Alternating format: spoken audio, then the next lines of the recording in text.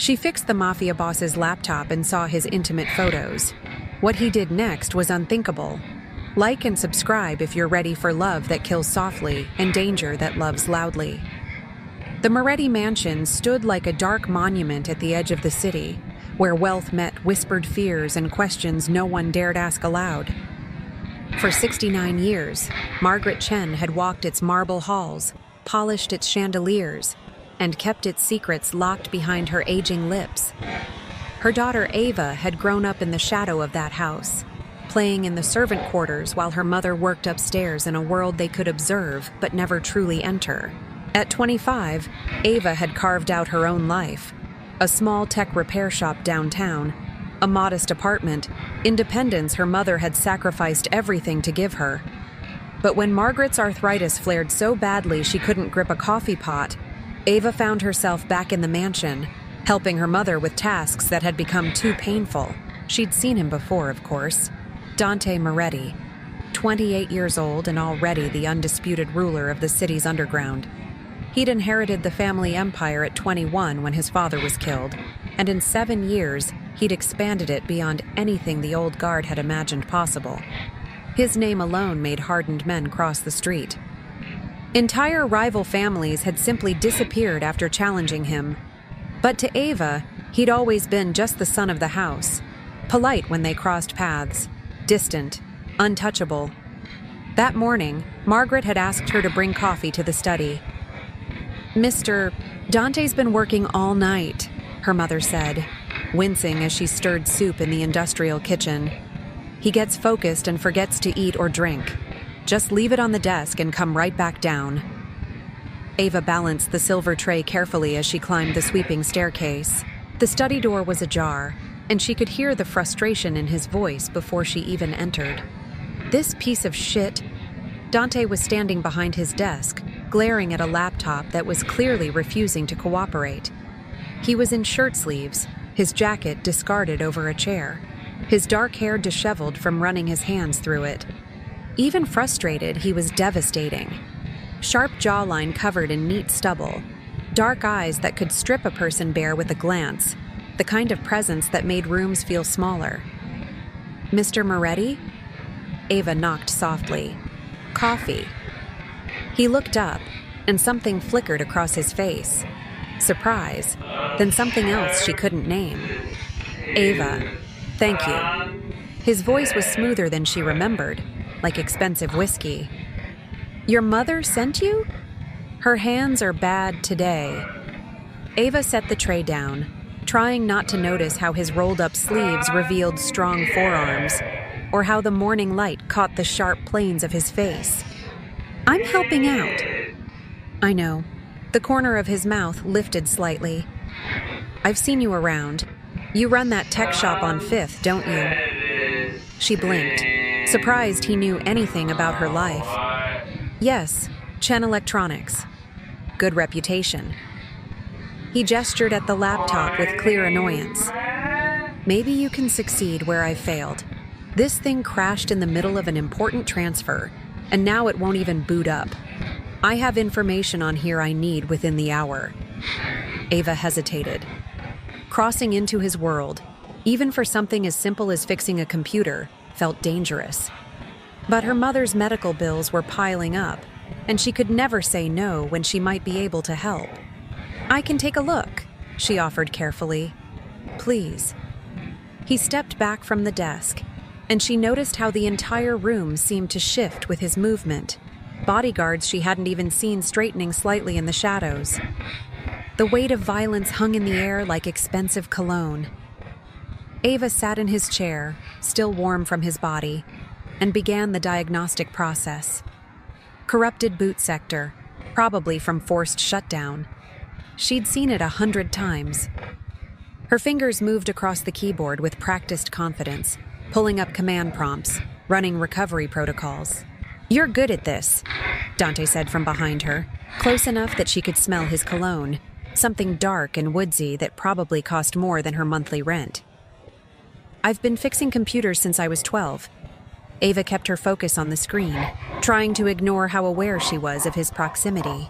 My mom couldn't afford to replace our old one when it broke, so I learned how to... The screen flashed to life, and suddenly she was staring at his desktop. And there, in a folder that had auto-opened from her recovery process, were photos. Very private photos. Dante shirtless. Dante in various states of undress. Artistic shots that were clearly meant for someone's intimate eyes only. Ava's face flooded with heat. She tried to close the folder, but her fingers fumbled on the trackpad. Well, his voice came from directly behind her now, low and amused. Gostou de que viu?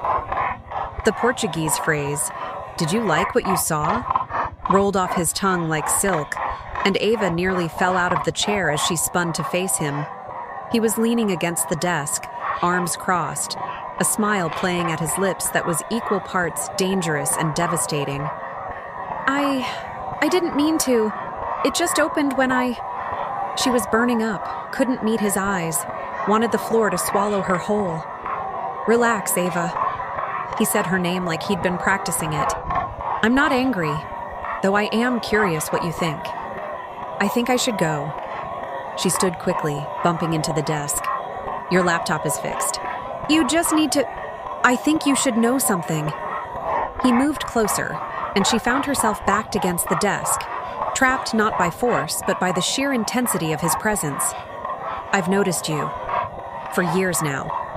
Every time you came to visit your mother, every time I saw you in the gardens, every time you walked past me in these halls like I was just another piece of furniture. Ava's heart was hammering. Mr. Moretti... Dante, he corrected softly. And you've never been afraid of me. Do you know how rare that is? How refreshing? Should I be afraid? She finally met his eyes, and the heat she saw there nearly undid her. Everyone else is. He reached out slowly, giving her time to move away, and tucked a strand of hair behind her ear. But you? You look at me like I'm just a man. Not a title, not a reputation. Just Dante. The touch of his fingers against her skin was electric. Ava knew she should step away, should remember who he was, what he was. The city whispered his name with fear and respect. Men twice his size moved aside when he entered rooms. His methods were effective and permanent. Rivals who challenged him simply disappeared. But all she could think about was how his dark eyes had softened when he looked at her, how his voice had dropped to something almost vulnerable. I need to go, she whispered, but she didn't move. Do you? His thumb traced her jawline. Or do you want to stay? The study door opened, and they sprang apart like teenagers caught kissing. A man in an expensive suit entered, one of Dante's men, from the way he carried himself. Boss, the Calabrese meeting is in 20. The moment shattered. Dante's expression shifted back to the cold, commanding mask that made men cross the street. I'll be there. His tone left no room for discussion, and the man disappeared as quickly as he'd arrived. When Dante turned back to Ava, something had changed. Reality had reasserted itself. The distance between their worlds suddenly felt like an ocean. Thank you for fixing the laptop, he said, formal now, the wall back up. Send the bill to my accountant. I don't want your money. Ava grabbed her bag, needing to escape before she did something stupid like ask him to look at her like that again. Consider it a favor for my mother's employer. She made it to the door before his voice stopped her. Ava. She turned. He was standing by the window now, backlit by morning sun, looking every inch the dangerous man the city feared. This isn't over. It sounded like a promise, or maybe a threat. Ava fled before she could figure out which she wanted it to be.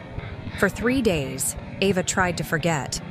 She threw herself into work at the shop, staying late to organize inventory that didn't need organizing, taking on repair jobs she'd normally refuse.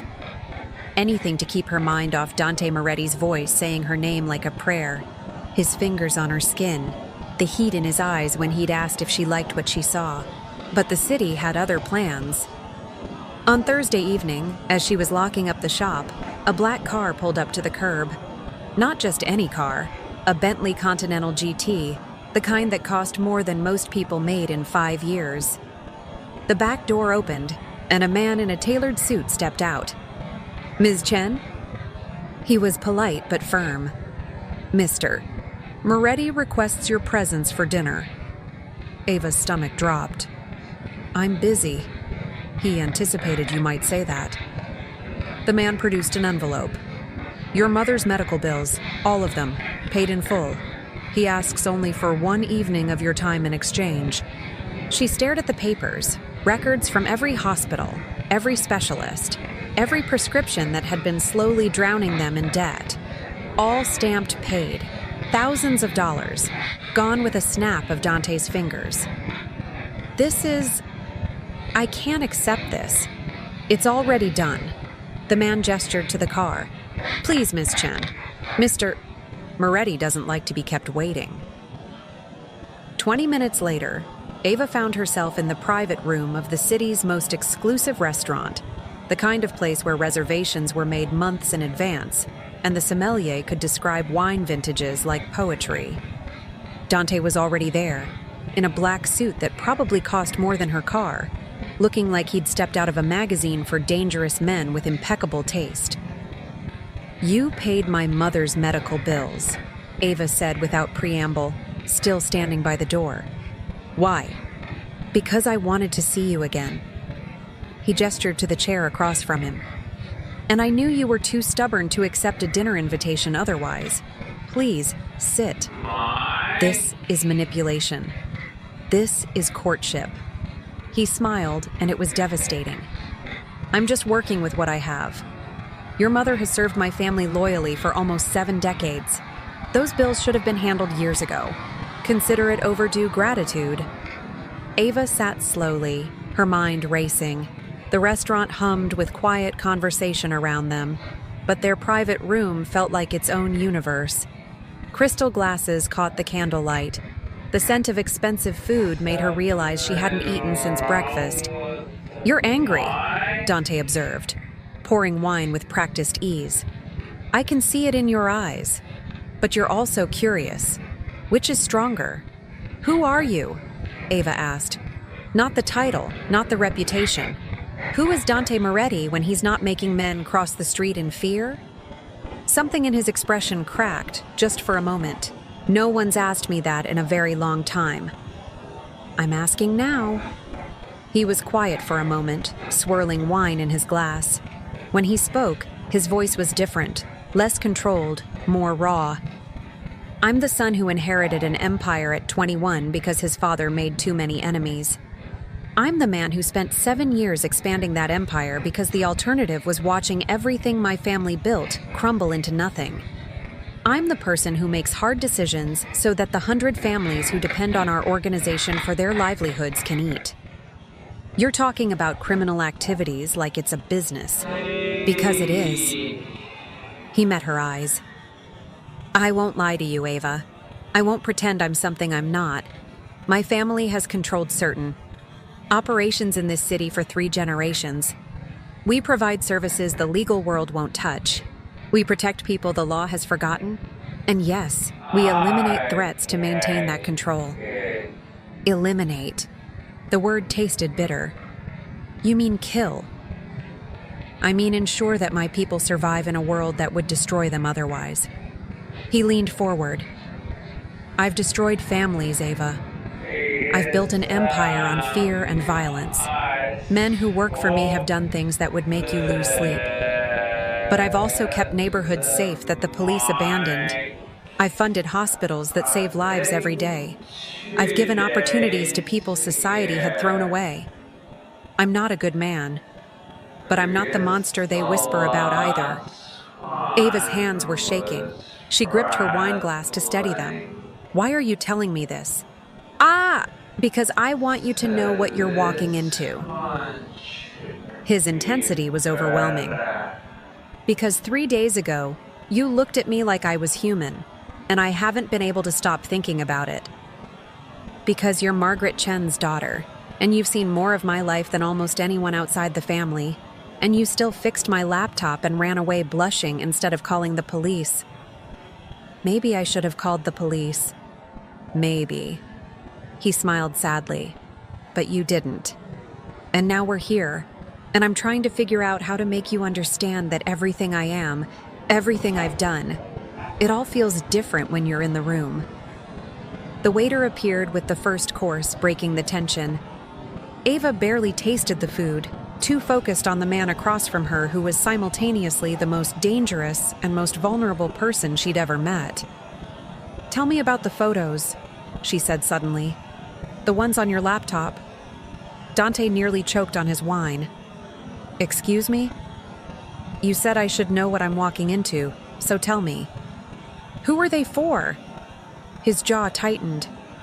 Someone who didn't deserve them. Someone who wanted the power that came with being connected to me, not the man underneath. She leaked them to a rival family trying to embarrass me 2 years ago. Did it work? No. Because in my world, showing weakness is death, so I made sure everyone understood it was a calculated leak, that I was always in control. He laughed bitterly. Even when I wasn't. Ava felt something shift in her chest. "That's why you asked if I liked what I saw. You wanted to know if I was looking at you the same way she did." "And were you?" She met his eyes across the candlelight. "I was looking at a man who's clearly been hurt by people who couldn't see past what he could give them, and wondering why someone who could have anyone is sitting here with his housekeeper's daughter."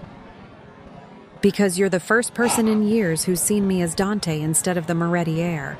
He reached across the table slowly, giving her time to pull away. When she didn't, his fingers brushed hers. "Because when you looked at those photos, you blushed instead of calculating how to use them. Because you tried to give back my money even though your mother's drowning in medical debt. Because you're not afraid of me, and that's the most terrifying thing I've encountered in 7 years of running this organization." "I should be afraid," Ava whispered. "Everyone else is." "Yes." His thumb traced circles on her palm. "But you're not. And that makes you either incredibly brave or incredibly foolish. I haven't decided which. Maybe both. Definitely both." He smiled, a real smile this time, not the dangerous one he showed the world. "Have dinner with me, Ava. Let me show you that I'm more than the stories they tell. And if you still want to run after tonight, I'll let you go. I'll make sure your mother is taken care of for the rest of her life. No strings attached. But give me this one evening to convince you that what you saw in that study was real." Ava knew she should say no, should grab her bag and walk out and never look back. Dante Moretti was danger wrapped in expensive suits and devastating smiles. He was violence disguised as civilization. He was everything her practical mind screamed to avoid.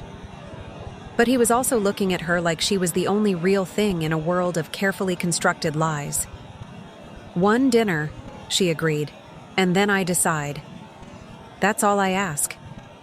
His smile could have melted steel. "Now, tell me about this tech shop of yours. I want to know everything about the woman who can resurrect dead laptops and make a Moretti heir nervous."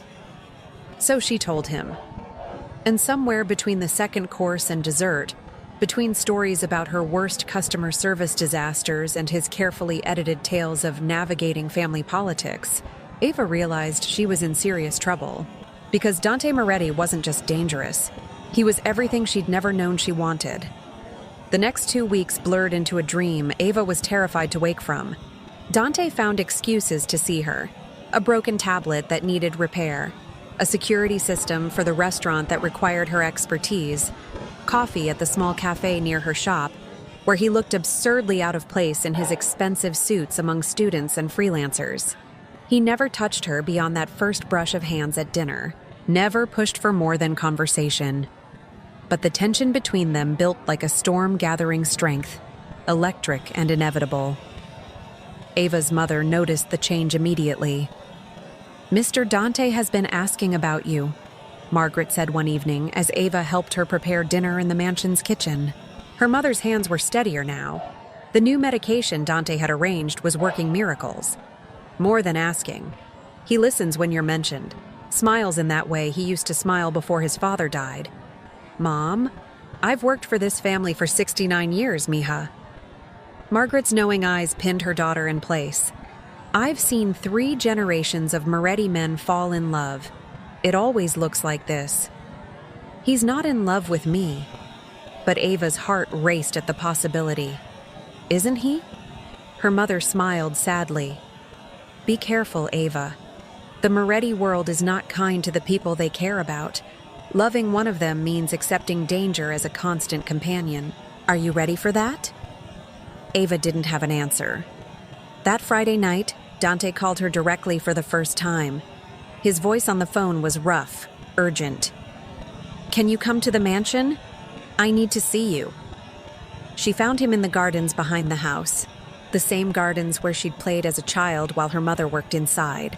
He was standing by the fountain, still in his suit from whatever business he'd conducted that day, and he looked exhausted in a way that made her heart ache. What happened? Ava approached carefully. I ended a partnership today. He turned to face her, and she could see the weight of it in his eyes. A family we'd worked with for 15 years. They were trafficking children, Ava, selling them to the highest bidder. When I found out, I handled it. She didn't ask what handled it meant, didn't want to know the details of how problems disappeared in his world. I've done terrible things, Dante continued, voice raw. Things that would make you run screaming if you knew the specifics. But there are lines I won't cross. Children are sacred. Always. And today I had to make a choice between business and what's right. And I chose right. And now I've lost millions in revenue and made enemies who won't forget. You did the right thing, Ava said firmly. Did I? Or did I just get people killed for nothing? Because that's what's coming. Retaliation, war between families, bloodshed that could have been avoided if I'd just looked the other way like my father would have. Your father is dead because he made too many enemies. Ava moved closer. You said so yourself.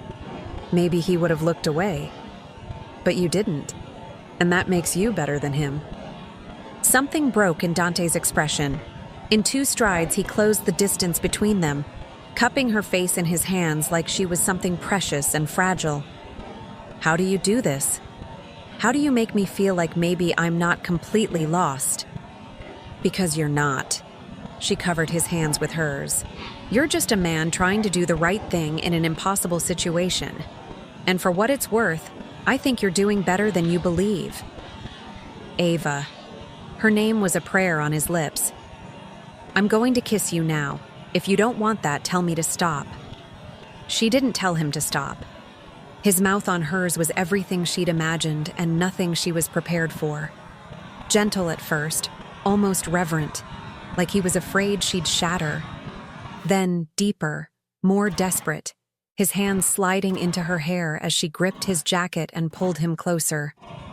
The fountain splashed behind them. Somewhere in the mansion, people were conducting business that would make her blood run cold if she knew the details. But in that moment, Ava only knew the taste of him, the feel of his arms around her, the way he kissed her like she was the only thing keeping him tethered to humanity. When they finally broke apart, both breathing hard, Dante rested his forehead against hers. I'm in love with you, he said simply. I've been in love with you since you walked into my study and looked at me like I was just a man with a broken laptop. And I know that's insane and selfish and dangerous, but I can't keep pretending otherwise. Dante, you don't have to say it back. He pulled away slightly, giving her space. I just needed you to know. Because what's coming next is going to be difficult, and you deserve to understand why I'll do anything to keep you safe. What's coming? Dread pooled in Ava's stomach. The families I crossed today will look for weaknesses to exploit. They'll investigate everyone close to me. Your mother has been with us so long she's protected by association. But you? His jaw tightened. You're new, unexpected. The daughter of the housekeeper who suddenly has the boss's attention. They'll see you as leverage. Then maybe we should stop this. The words hurt to say, before it gets worse. Is that what you want? Dante's eyes were intense, searching. Because I'll walk away right now if you ask me to. I'll make sure you're protected regardless, set you up somewhere safe with enough money that you never have to worry again. I'll disappear from your life completely if that's what you need. Ava thought about her small apartment, her quiet shop, the simple life she'd built away from the mansion's shadows. She thought about her mother's warning, about danger as a constant companion, about what loving a Moretti truly meant. Then she thought about Dante's smile when she'd fixed his laptop, the vulnerability in his voice when he'd told her about his past, the way he'd chosen right over profit even knowing the cost, the way he kissed her like she was oxygen and he was drowning. "I don't want you to disappear," she whispered. The relief in his expression was almost painful to witness. "Then let me protect you. My head of security will assign someone to watch your shop, your apartment. You won't even notice them, but they'll be there. And I need you to promise me something." "What?" "If anything feels wrong, if anyone approaches you asking questions about me, if you sense danger in any way, you call me immediately, not the police. Me. Can you do that?" Ava nodded, the reality of what she was accepting finally sinking in. This wasn't a fairy tale. This was a dangerous man's dangerous world, and she was choosing to step into it with her eyes wide open. "I should be terrified," she said. "Everyone else is terrified of you. Why aren't I?" "Because you see past the title to the man underneath." Dante pulled her close again, and she let herself melt into his warmth. "And because somewhere along the way, you became the bravest person I know." They stood there in the garden as the sun set, wrapped in each other while shadows lengthened around them. Ava knew this moment was the calm before the storm, knew that the families Dante had crossed wouldn't forgive or forget, but she also knew that she'd already made her choice. She was falling in love with a man who controlled the city's underground with an iron fist, a man whose reputation alone made people disappear, a man who'd destroyed families and built an empire on fear. And somehow, impossibly, she wouldn't change a thing. The fountain's water turned gold in the sunset light. Dante's phone buzzed with messages he ignored. And Ava Chen, daughter of a housekeeper, held the heart of the city's most dangerous man in her hands and prayed she was strong enough for what came next.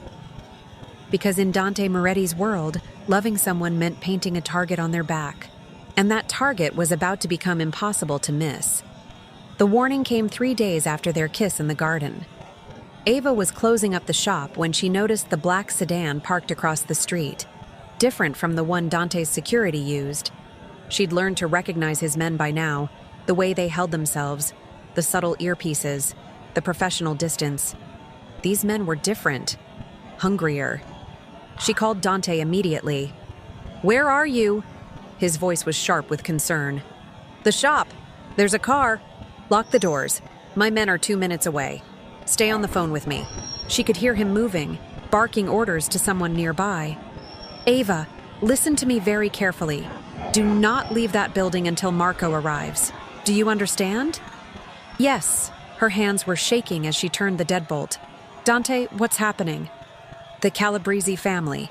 They're making their move sooner than I expected." His voice was tight with controlled fury. "They've been watching you for days, waiting for an opening, but they won't get one. I promise you, they won't." The line went dead. Ava stared at her phone in horror. Through the shop window, she could see the men getting out of the sedan. 3 of them, moving with purpose toward her door. She backed away, looking for another exit, a weapon, anything. The back door exploded inward. 2 more men, these ones wearing ski masks. One grabbed her before she could scream, a cloth pressed over her mouth and nose. Chemical smell, sweet and sickening. The world tilted sideways as her legs gave out. The last thing she saw before darkness claimed her was her phone on the floor, Dante's name still glowing on the screen. When Ava woke, her head was pounding and her mouth tasted like copper. She was in a warehouse, abandoned from the smell of decay and rust. Her hands were zip-tied to a metal chair, and every muscle in her body screamed in protest when she tried to move. "She's awake." A man's voice, cultured and cold. "Good. I was beginning to worry we'd used too much sedative." Ava forced her eyes to focus. The man standing before her was in his 50s, silver-haired and distinguished in an expensive suit. He looked like he should be running a Fortune 500 company, not standing in an abandoned warehouse with his victim tied to a chair. "My name is Victor Calabresi," he said pleasantly. "And you, my dear, are leverage. Dante will kill you for this." Ava's voice came out stronger than she felt. Victor laughed, a genuine, delighted sound. "Oh, I'm counting on him trying. You see, young Dante embarrassed my family quite spectacularly 2 weeks ago. Ended our partnership, spread word throughout the organization that we were engaging in. Distasteful activities. True, of course, but terribly inconvenient for business. You were trafficking children." Ava couldn't keep the disgust from her voice.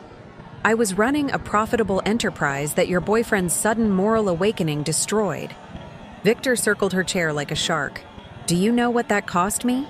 Not just money, though we're talking millions, but reputation, respect, fear, all gone because Dante Moretti decided to grow a conscience. So this is revenge. This is a lesson." Victor stopped in front of her. "Dante needs to understand that in our world, there are consequences for righteousness. He can't just decide to change the rules because some housekeeper's daughter makes him feel things."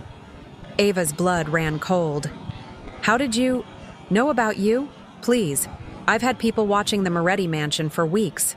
Your mother, Margaret Chen, 69 years old, severe arthritis, medical bills recently paid in full by our dear Dante.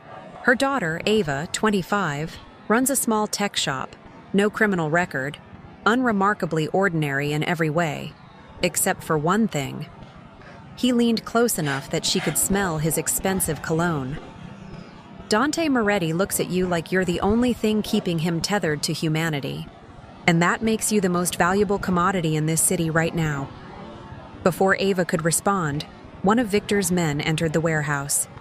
"Boss, Moretti's here, outside, alone, like you demanded." Victor's smile was triumphant. "Excellent. Bring him in, but search him first, thoroughly.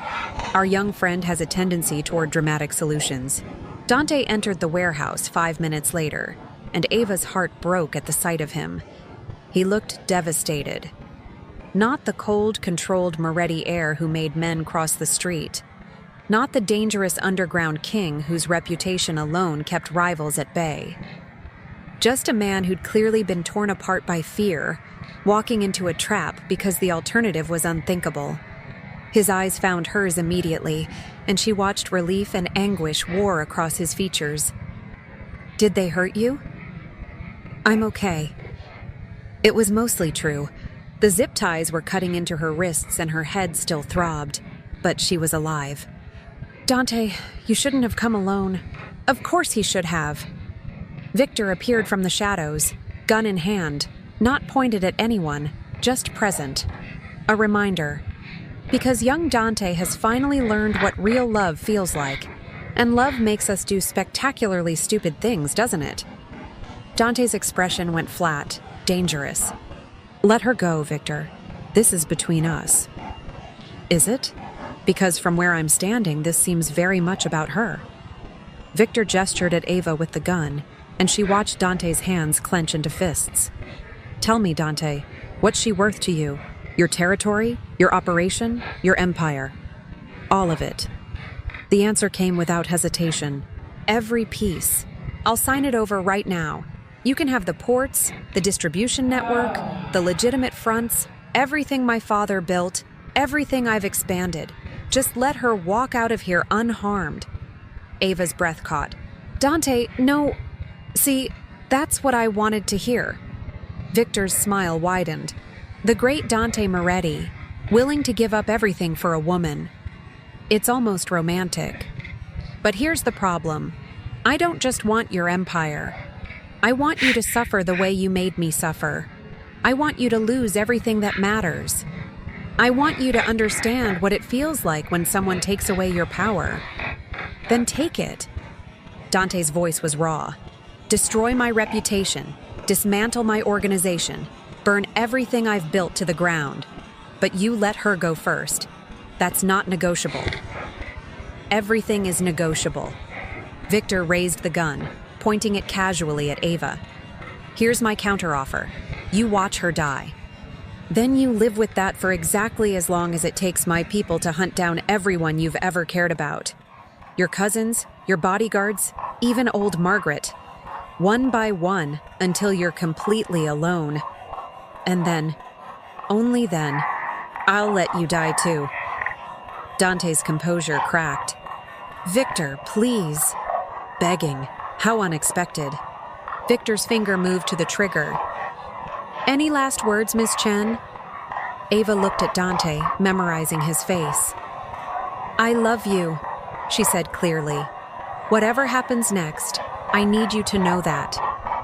Something changed in Dante's eyes, grief transforming into something colder, more calculated. His lips moved silently, and it took Ava a moment to realize he was counting. 3, 2, 1. The warehouse's electrical system exploded. Sparks rained from overhead fixtures as every light shattered simultaneously. Emergency backup systems that should have activated remained dark. Someone had sabotaged them. The warehouse plunged into absolute blackness. Gunfire erupted, shouts of confusion, the sound of fists hitting flesh. Ava felt hands on her zip ties, different hands, professional and quick. They cut through the plastic in seconds. Stay down, a voice whispered in her ear. Marco, Dante's head of security. Don't move until the lights come back. The darkness lasted exactly 45 seconds. When emergency lights finally flickered to life, the scene had transformed completely. Victor's men were on the ground, disarmed and restrained by what seemed like an army of Dante's people who'd infiltrated the warehouse during the blackout. Victor himself was being held by 2 of Dante's most trusted bodyguards, his expensive suit torn and his distinguished appearance thoroughly ruined. And Dante stood in the center of it all, holding Victor's gun like he'd been born with it in his hand. Did you really think I'd come alone? Dante's voice was ice. Did you actually believe I'd let you hurt her? This isn't over, Victor started. Yes, it is. Dante moved closer, and even the emergency lighting seemed to darken around him. You made a mistake, Victor. You thought love made me weak, but it's made me absolutely ruthless. Because now I have something worth protecting, which means I have nothing left to lose. He turned to Marco. Get Ava out of here. Take her somewhere safe. Somewhere even I don't know about for the next 24 hours. Dante, Ava tried to stand, but her legs were still shaky. Please. He looked at her, and the raw emotion in his eyes was almost too much to bear. I need to know you're safe while I handle this. Can you trust me? She wanted to argue, wanted to demand to stay, to face whatever came next together. But the look on his face, desperate and determined and absolutely uncompromising, told her this wasn't a negotiation. 24 hours, she agreed. And then you come find me. Promise. I promise. He crossed to her in 3 strides, cupped her face, and kissed her hard enough to bruise. I love you. Remember that, no matter what you hear in the next day. Marco led her away before she could ask what he meant, before she could see what happened to Victor Calabrese and his men, before she could witness the side of Dante that the city whispered about in fear. As they exited the warehouse, Ava heard Victor's voice one last time. You're making a mistake, Moretti. The council will never accept. The warehouse door closed, cutting off whatever came next. The safe house was a penthouse apartment in a building Ava had never seen, equipped with everything she could need and guards who were polite but absolutely immovable. Marco had delivered her there personally, checked every room, and then disappeared with instructions that she was not to leave under any circumstances. 23 hours passed in agonizing slowness. Ava tried to sleep, but kept seeing Dante's face in the warehouse. The cold calculation in his eyes when he'd said love made him ruthless. She tried to eat but couldn't taste anything. She tried to distract herself with television, but every news channel was covering the same story. Massive shakeup in the city's underground, multiple families in crisis, rumors of war being narrowly averted. When the door finally opened at exactly the 24-hour mark, Ava nearly collapsed with relief. But it wasn't Dante. It was a woman in her 40s, elegantly dressed, with sharp eyes that missed nothing. Behind her stood Marco and 2 other guards, all looking uncommonly serious. "Ms. Chen," the woman said. "My name is Isabella Moretti. I'm Dante's aunt, and I need to speak with you about what happens next." Ava's stomach dropped. "Where is he? He promised he's alive and unharmed." Isabella entered the apartment like she owned it, which Ava realized she probably did. "But he's currently in a council meeting that will determine the future of our entire organization. A meeting that's happening because of choices he made yesterday. Choices involving you." "I don't understand." Isabella settled into a chair with the grace of someone accustomed to power. "Let me be direct, Ms. Chen. Yesterday, Dante Moretti walked into Victor Calabresi's trap. He offered to surrender his entire empire, everything 3 generations of our family have built, to save your life. And then, when Victor refused, Dante did something unprecedented in the history of our organization." "What did he do?" "He called a vote of no confidence." Isabella's expression was unreadable. The Calabresi family was engaged in activities that violate the most fundamental rules of our world. Trafficking children, Ms. Chen, using them as commodities. When Dante brought evidence of this to the council, evidence he'd been gathering for months, he forced the other families to choose sides. Ava sank onto the couch. And they chose. To exile the Calabresi family completely. Victor and his associates have been removed from the organization with extreme prejudice. They'll never operate in this city again. Isabella paused. But that decision came at a cost.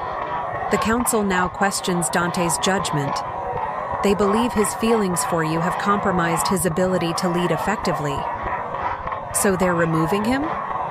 The thought made Ava's chest tighten. They're giving him a choice. Isabella leaned forward. Renounce you publicly. Return to the leadership model his father exemplified. Cold, calculating, without personal attachments that could be exploited. Prove that yesterday was an aberration, not a fundamental change in who he is. Or step down from leadership entirely. Name a successor. Walk away from everything he's built. Isabella's eyes were intent. They're deciding his answer right now, Ms. Chen, and I came here to ask you a question before that decision becomes final. What question? Do you love my nephew enough to let him go?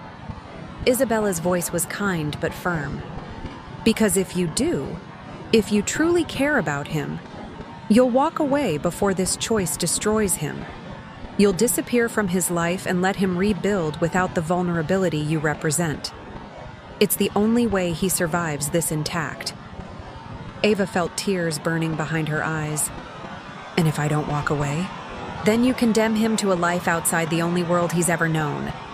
The organization is his family, his purpose, his identity. Without it, he's just a man with dangerous enemies and no protection. How long do you think he'd survive? A year? 6 months? Isabella stood, preparing to leave. I know you care about him, Ms. Chen, so I'm asking you to prove it by making the hard choice. Let him go, for his own good. Before Ava could respond, the apartment door burst open. Dante stood in the doorway, still in the suit he'd worn to the council meeting, looking like he'd fought his way through an army to get there. His eyes found Ava immediately, and the relief in his expression was palpable. Aunt Isabella, his voice was rough. I should have known you'd try this. Someone needs to protect you from yourself. Isabella moved toward the door, but Dante blocked her path. I made my choice. He was breathing hard, like he'd run the entire way. The council wanted me to choose between power and love, so I chose. Ava's heart stopped. Dante, I told them I'm stepping down. He crossed the room to her, ignoring his aunt's sharp intake of breath. Effective immediately. Marco takes over the organization. He's earned it, and he'll lead with the same principles our family was founded on. The council accepted on the condition that I leave the city for at least a year, give them time to stabilize the transition. You gave up everything. Ava couldn't breathe. Your empire, your family, everything your father built. No. Dante cupped her face in his hands. I gave up a title, a reputation, an organization that was eating me alive from the inside. But I kept the only thing that actually matters, which is you. He kissed her forehead, her cheeks, her lips. I kept you, and that's worth more than every territory, every operation, every piece of power I ever held. Because you're the first thing in my entire life that's made me want to be better instead of just more dangerous. Isabella made a sound of frustration. Dante, you're making a mistake. Without the organization's protection, I'll have the protection of being nobody. Dante turned to his aunt, and Ava could see the certainty in his expression. Victor Calabrese wanted the Moretti heir. Every rival family wants the underground king. But Dante Moretti, regular citizen, he's not worth the effort. And in a year, when memories fade and new power structures solidify, I'll be forgotten entirely. You'll be bored, Isabella said bluntly. You've run an empire since you were 21. What will you do with a normal life? Dante looked at Ava, and his smile was devastating. I guess I'll find out.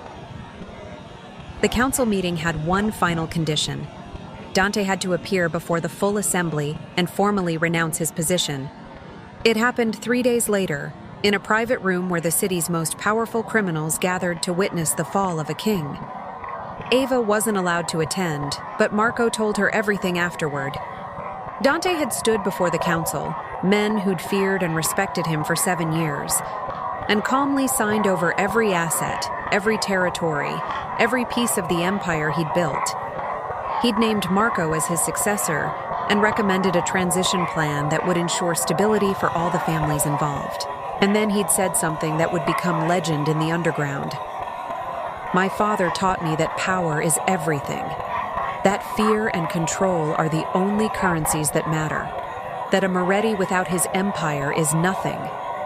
Dante's voice had been clear, unwavering. He was wrong. I've spent 7 years proving he was wrong. And now I'm going to spend the rest of my life being the man he never had the courage to be. Someone who chose love over legacy, humanity over reputation, truth over tradition. The council had accepted his resignation with a mixture of relief and regret. Some saw it as weakness. Others saw it as the smartest move he'd ever made, getting out before the life consumed him entirely. Dante didn't care what any of them thought. That night, in the penthouse apartment that would be theirs for exactly 3 more days before they left the city entirely, Dante pulled Ava into his arms and held her like he was afraid she might disappear. Do you regret it? She asked softly. Everything you gave up. Ask me again in a year, he murmured against her hair. Ask me when we're in some small town where nobody knows my name, where I'm just a guy with a complicated past trying to build a simple life. Ask me when I've had time to figure out who Dante is when he's not the Moretti heir. And what do you think the answer will be? He pulled back just enough to look at her, and the love in his eyes was almost too much to bear. I think I'll tell you the same thing I'm telling you now, that walking into that warehouse and choosing you over everything else was the easiest decision I've ever made. That every title, every piece of power, every bit of respect I commanded, none of it ever felt as real as your hand in mine. Ava kissed him, pouring everything she felt into it. Relief that he was alive, gratitude that he'd chosen her, fear of what came next, hope that somehow, impossibly, they'd make this work. When they finally broke apart, Dante rested his forehead against hers. I have a confession. What? I have no idea what I'm doing. His laugh was slightly unsteady. I've been planning operations and managing crises since I was 21. I can negotiate with criminals, handle territorial disputes, make impossible decisions under pressure. But normal life? Regular job? Figuring out what to do on a random Tuesday when nobody's trying to kill us? I'm completely lost. Good thing you have me then, Ava smiled, because I'm an expert at normal life, and I promise it's not as scary as you think. Nothing's as scary as the thought of losing you. He kissed her again, soft and reverent. That warehouse yesterday, when Victor had that gun pointed at you, I've never been more terrified in my life. Not when I inherited the organization at 21. Not when I faced down the Rossi family after they tried to take our territory. Nothing has ever scared me the way losing you scared me. You didn't lose me. Ava wrapped her arms around him. And you're not going to. I'm here, Dante. I'm staying. Even when normal life gets boring and you miss the adrenaline and the power, I'm still going to be here. Promise? Promise. They stood there in the quiet apartment, holding each other while the city hummed with business that was no longer theirs to manage. Somewhere, Marco was taking his first official meeting as the organization's new leader. Somewhere, the families were adjusting to a power structure without a Moretti at its center. Somewhere, Victor Calabresi was learning what exile truly meant. But in that moment, none of it mattered, because Dante Moretti had made his choice. And Ava Chen had chosen to believe that love could transform even the most dangerous man into someone capable of happiness. 6 months later, in a small coastal town 300 miles from the city, Ava unlocked the door to their modest house and smiled at the normalcy of it all. The house wasn't a mansion. The car in the driveway wasn't a Bentley. The clothes in their closet didn't cost more than monthly rent. But it was theirs. Built with money Dante had set aside legally over the years, in accounts the organization couldn't touch, savings he'd accumulated because some part of him had always known he'd want an escape route eventually. Dante was in the kitchen when she arrived, attempting to make dinner from a recipe on his phone. He'd traded expensive suits for jeans and casual shirts, let his hair grow slightly longer, and developed an endearing habit of cursing creatively at cooking instructions. "How was work?" he asked, looking up from what appeared to be a very confused attempt at pasta carbonara. "Good. We sold 3 laptops and fixed a printer that someone tried to clean with window spray." Ava set down her bag. She'd opened a small tech repair shop here too, though this one was barely breaking even. "How was your day?" "Went to the hardware store, bought supplies to fix that fence in the backyard." He gestured at the bags near the door. The guy working there tried to explain the difference between various types of wood stain for 20 minutes. "I now know more about polyurethane than I ever wanted to." "Welcome to normal life." Ava kissed his cheek. "Also, you're absolutely destroying that pasta." "I know."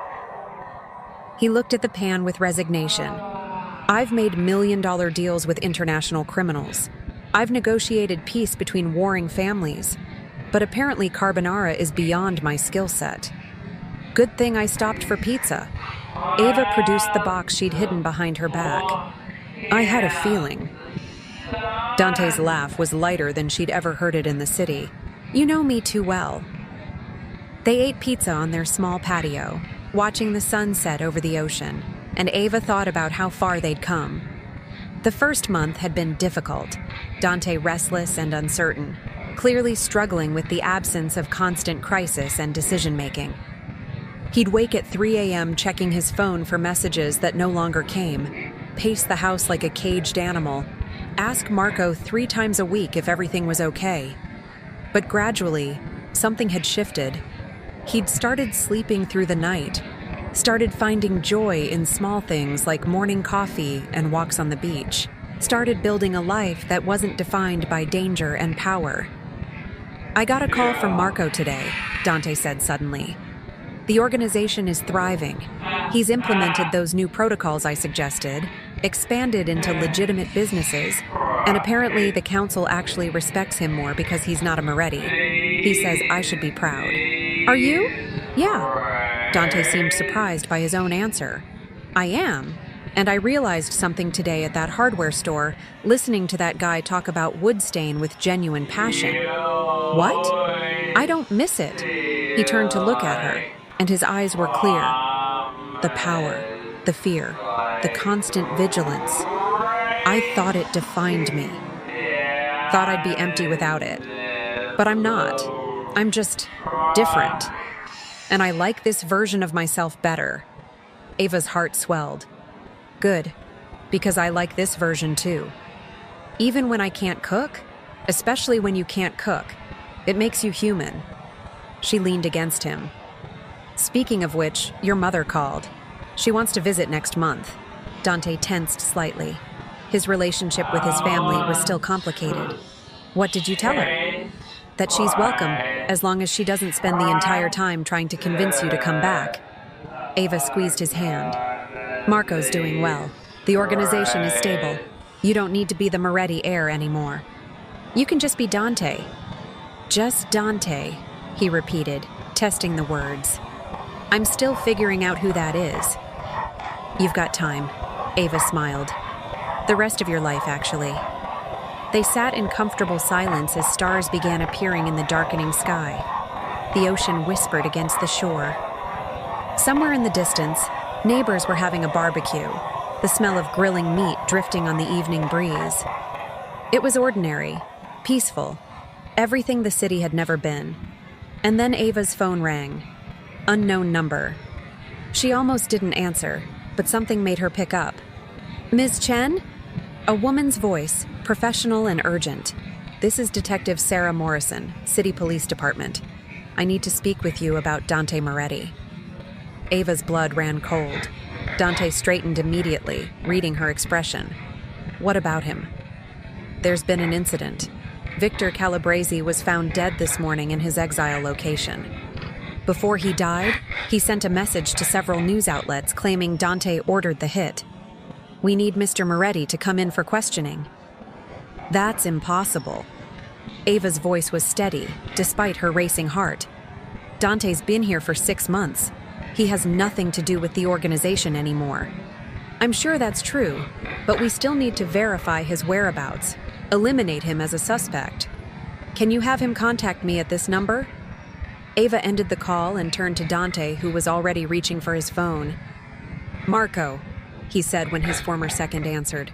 What happened to Victor Calabrese? She couldn't hear Marco's response, but she watched Dante's expression shift from concern to understanding to something like grim acceptance. I see, Dante said finally. And the council approved this? More conversation. Then, tell them I appreciate the gesture, but I'm out. They can't keep protecting me by cleaning up loose ends. It defeats the entire purpose of walking away. He paused. Yes, I'll talk to the detective. No, I don't need a lawyer. I've been buying wood stain and destroying pasta carbonara for 6 months. I have an alibi for whatever day this happened. When he hung up, Ava waited. Victor apparently got drunk last night and picked a fight with the wrong people in his exile town, Dante explained. Ended badly for him. Before he died, he tried to drag me down with him one last time. Claimed I'd ordered a hit, that I was still secretly running things, that I'd never really left. But you didn't. No. He pulled her close. But the organization did send someone to verify he was actually staying in exile, not planning anything. That person witnessed the fight and did nothing to stop it, which is technically not ordering a hit, but... He shrugged. The council is trying to protect me, even now. What are you going to do? Call the detective. Explain that I haven't been to the city in 6 months. Provide alibis. Clear my name. Dante kissed her forehead. And then I'm going to politely ask Marco to inform the council that I'm not a piece on their chessboard anymore. If they want to handle Victor Calabrese situations, that's their business. But they need to stop doing it in my name. Will they listen? They'll have to, because I'm done, Ava. Completely done. Victor was the last thread tying me to that life, and now he's gone. Whatever happens next in that world, it's not my problem anymore. He made the call to Detective Morrison right there on the patio, calmly explaining his whereabouts, offering to provide receipts and witness statements, suggesting she contact the hardware store employee who'd talked his ear off about Woodstain just that afternoon. The detective seemed satisfied. Skeptical, perhaps, but satisfied. When it was over, Dante set his phone aside and pulled Ava into his lap. I need you to know something. What? That call didn't scare me the way it would have 6 months ago. Didn't make me want to dive back in and handle it myself. All I could think was, please don't let this ruin what we've built here. Does that make me selfish? It makes you someone who's chosen a different life. Ava wrapped her arms around his neck. And I'm proud of you for it. Even if the city will always be there in the background, even if calls like that might come occasionally for the rest of our lives, even then. She kissed him softly. Because you're not defined by what you left behind. You're defined by who you're choosing to become. Dante held her tighter. I love you. More than power, more than legacy, more than anything I gave up to be here with you. I know. Ava smiled against his lips. And I love you back. All of you. The man you were, the man you are, and the man you're still becoming. The stars brightened overhead. The ocean continued its eternal rhythm. And in a small coastal town far from the city's shadows, a former crime lord and a tech repair shop owner sat on their modest patio and chose peace over power, love over legacy, tomorrow over yesterday. It wasn't a fairy tale ending. It was something better, a real beginning. 3 years later, Ava stood in their backyard, bigger now, since they'd bought the house next door and expanded, and watched Dante teach a group of at-risk teenagers how to fix computers. He'd started the program a year ago, using his own money to provide free tech training to kids who reminded him of where he'd come from. Kids who were smart and capable, but surrounded by circumstances that pushed them toward darkness. Kids who needed someone to show them there were other options. The motherboard is the brain, Dante was explaining patiently to a 15-year-old girl who'd been caught hacking into her school's system. Everything connects here. If you understand how it works, you can fix almost anything. The girl was listening with the kind of intense focus Ava recognized. The same focus Dante had brought to running an empire, now redirected toward something that actually helped people. Margaret was there too, visiting from the city where she'd finally retired from the Moretti household. She sat in a lawn chair watching her daughter and the man who'd transformed from crime lord to community teacher, and her smile was peaceful. He's good at this, Margaret said when Ava sat beside her. Teaching. He's good at a lot of things when he's not carrying the weight of an entire criminal organization. Ava watched Dante high-five the girl when she successfully replaced a component. He just needed someone to show him he could be more than his title. You did that. Margaret squeezed her daughter's hand. You saved him, Mija. Not from danger, from himself. We saved each other, Ava corrected. He showed me I could be brave enough for extraordinary love. I showed him he could be ordinary enough for real happiness. Fair trade. As the sun set on another peaceful day, Dante finished the lesson and sent the teenagers home with computers to practice on. He crossed the yard to Ava, sweaty and smiling, completely different from the man who'd stood in a mansion study 3 years ago and offered her everything he had. Good day? She asked. Best day. He kissed her, then her mother's cheek. Sarah fixed her first motherboard. Marcus figured out the code he's been struggling with all week. And I realized something. What? This... He gestured at the yard, the house, the life they'd built. This is my empire now. Teaching kids they have options. Coming home to you every night. Sleeping without nightmares about who I had to eliminate to maintain power. This is everything I never knew I wanted. No regrets? Ava had to ask, even though she knew the answer. About giving up control of the city's underground to run computer classes in my backyard? Dante laughed. Not even a little. That man in the study 3 years ago who tried to impress you with his power and his reputation, he was a prisoner pretending to be a king. This version of me is free. Margaret stood, preparing to head inside. I'm going to start dinner. You two enjoy the sunset. When they were alone, Dante pulled Ava close and they swayed gently to music only they could hear. Thank you, he murmured. For what? For seeing past the monster to the man. For believing I could be more than my worst choices. For not running when you saw those photos on my laptop. Ava laughed at the memory.